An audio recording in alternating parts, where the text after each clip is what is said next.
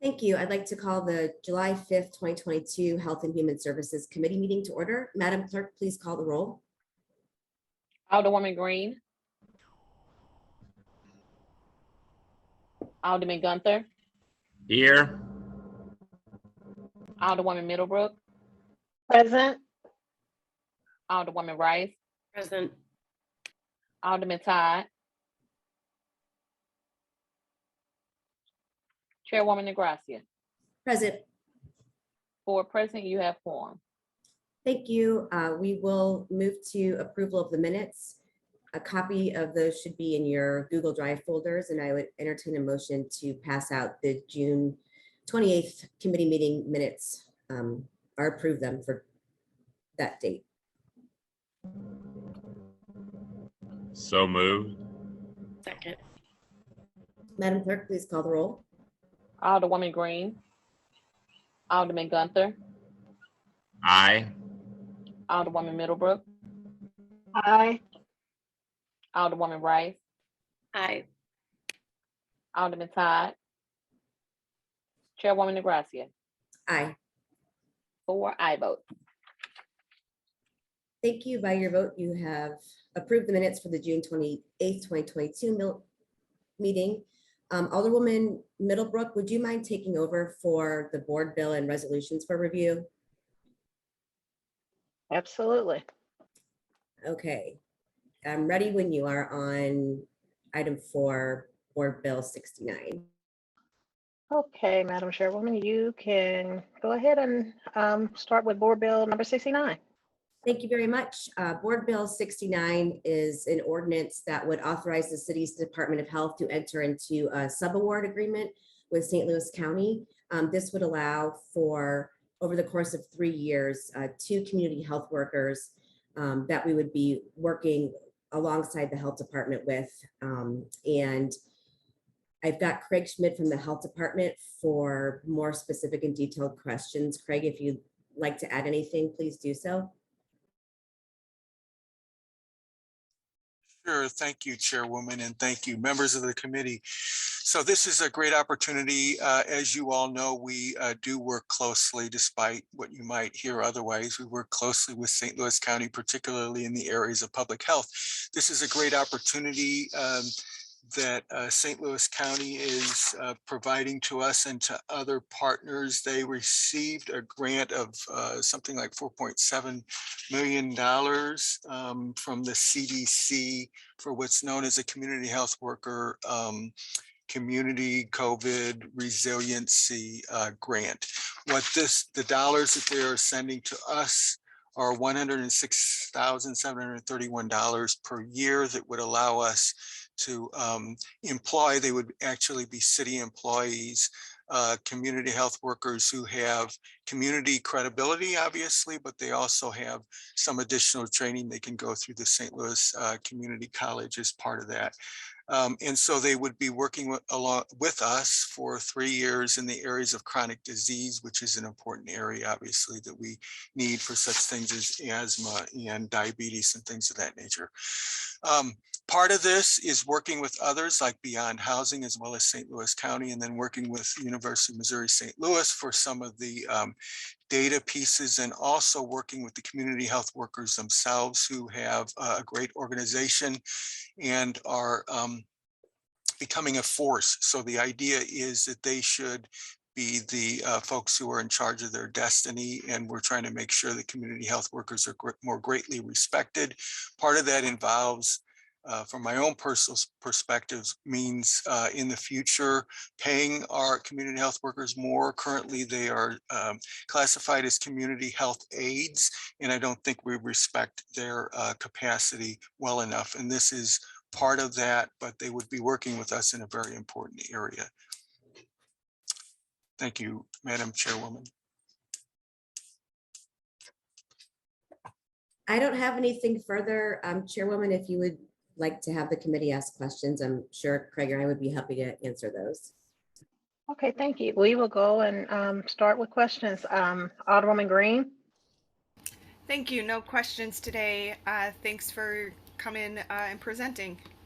Thank you for the opportunity. Thank you. Alderman Gunther. Thank you, Vice Chair.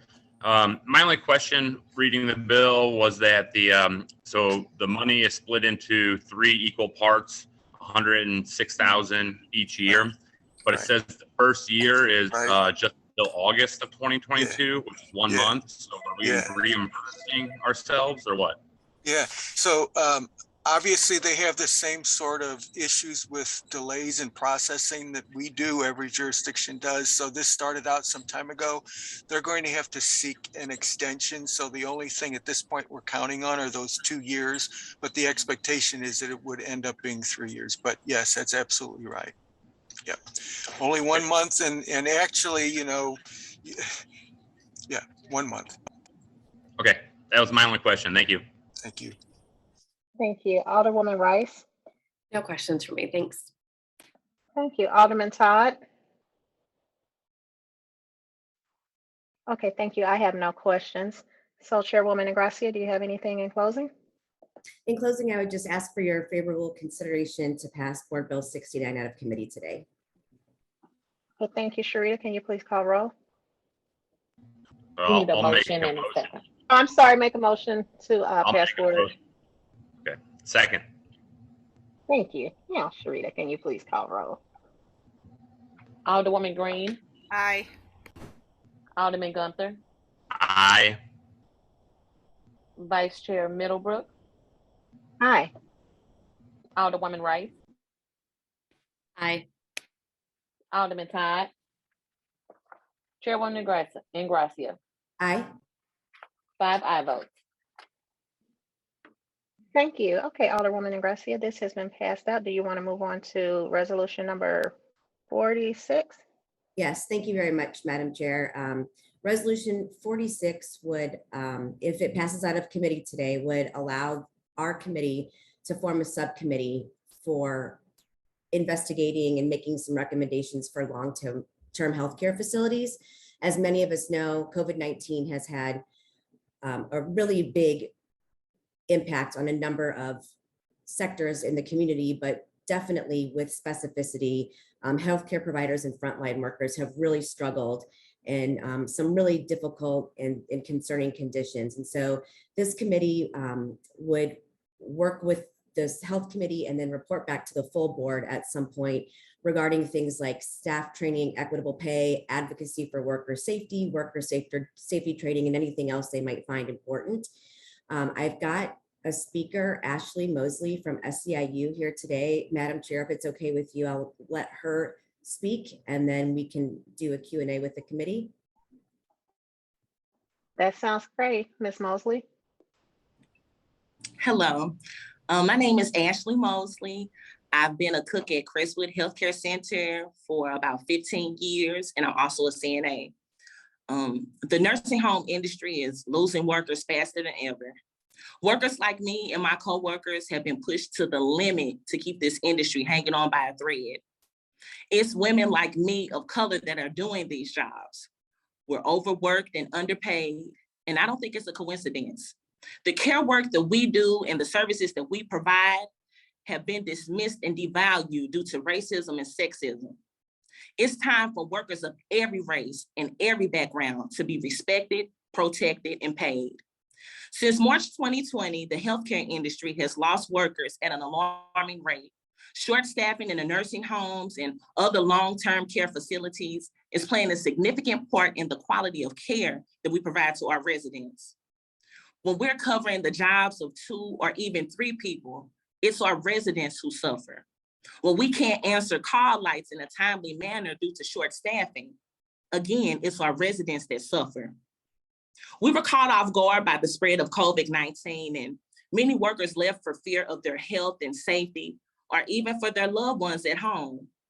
But with proper training and safety protocols in place, many workers will feel more comfortable coming back to the work industry. All workers deserve to feel safe on the job, and healthcare workers are no different. And we're no longer sitting on the sidelines, we're doing something. Nursing home workers know better than anyone what we need in our industry. And we need accountability, transparency, and good union jobs that can sustain our loved ones. All of us need a voice on the job through a union to bargain better futures for our family and to provide the best quality care for our residents. In the years since the pandemic started, the nursing home workers have felt unheard and overlooked, and doctors and nurses have been cheered for, but the CNAs, the CMTs, the cooks, dietary aides and laundry aides, and more have been putting their lives on the line with little to no recognition at all, and that's not right. We deserve to receive hazard pay, have higher wages, and have employers that actually listen to our concerns. The special investigative committee proposed by Alder and Gracia's resolution will ensure that frontline healthcare workers are receiving the wages, training, support, and resources we need to provide quality care. And it's past time for a bold invested in our nation's seniors, peoples with disabilities, and the woman-led workforce who deliver their care. And I am proud and thankful to say that we at SEIU Healthcare support this resolution. And thank you all so much.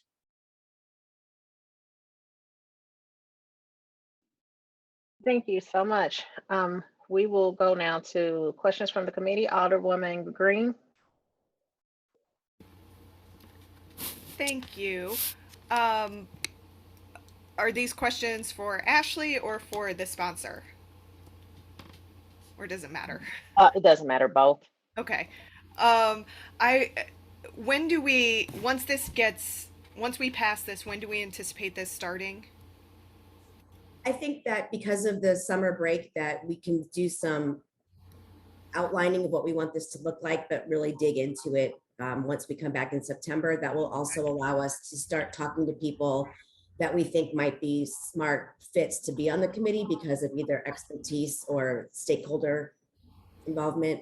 Okay. And then we envision probably some hearings, perhaps like bringing in like workers, bringing in like owners or management companies of some of these care facilities, and kind of creating more of a public dialogue around these issues. Absolutely. I would think of it similar in recent history to the special committee that we had on redistricting, but not the same in that I don't think we spent enough time actually having public conversations. And that was not the fault of the sponsor of that, but it would be similar in style. Okay. And then from that, we would more than likely develop some action items or, potential like future legislation that this committee could move forward with. Absolutely. Yes. So within 3 months of the committee being established, they would come back and report to this committee about their progress. And then by January 16th, 2023, they would come up with their findings and recommendations in a more final form that we would then present at a full board meeting. Okay. To health. Great. That sounds great to me. Thanks so much. And thanks, Ashley, for coming and testifying in front of us today as well. Thank you. Thank you. Alderman Gunther.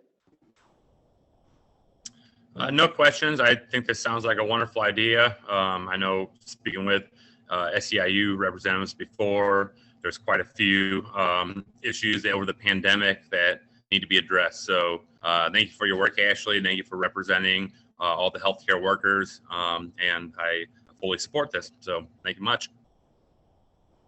Thank you. Alderwoman Rice. Thank you. And thank you, Ashley, for coming and speaking on this. Just basically ditto to everything Alderman Gunther said. We're happy to be able to be a place for this type of investigation to move forward.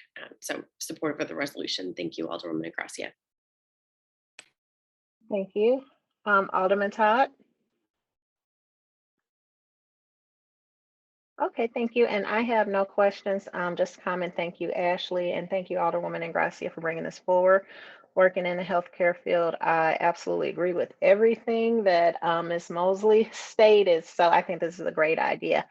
Do you have anything in closing, Alderwoman Gracia? No, thank you, Madam Chair. I would just ask for your approval of Resolution 46 today in hearing. Okay, thank you. Can we get a motion for Resolution 46? So moved. Second. Thank you. Sharita, can you please call roll? Alderwoman Green, Aye. Alderman Gunther, Aye. Vice Chair Middlebrook, Aye. Alderwoman Rice, Aye. Alderman Todd, Chairwoman Ingracia. Aye. 5 aye votes. Thank you. And we have passed out resolution. I'm sorry, my computer just went out. 46. So I will turn this back over to Chairwoman Ingracia. Thanks so much for your help, Alderwoman Middlebrook. And thank you for your favorable consideration on both the board bill and the resolution. We can move past item 6. Item 7, does anyone have any announcements? Next is excused members. I believe it's just the Alderman from the 18th who needs to be excused, and I will entertain a motion for adjournment. I make a motion to adjourn. Second. All in favor signify by saying aye. Aye. Aye. Thanks so much for all your time today. Ashley, thanks for being here. I really appreciate it. Thank you as well. We really appreciate you all. Thank you.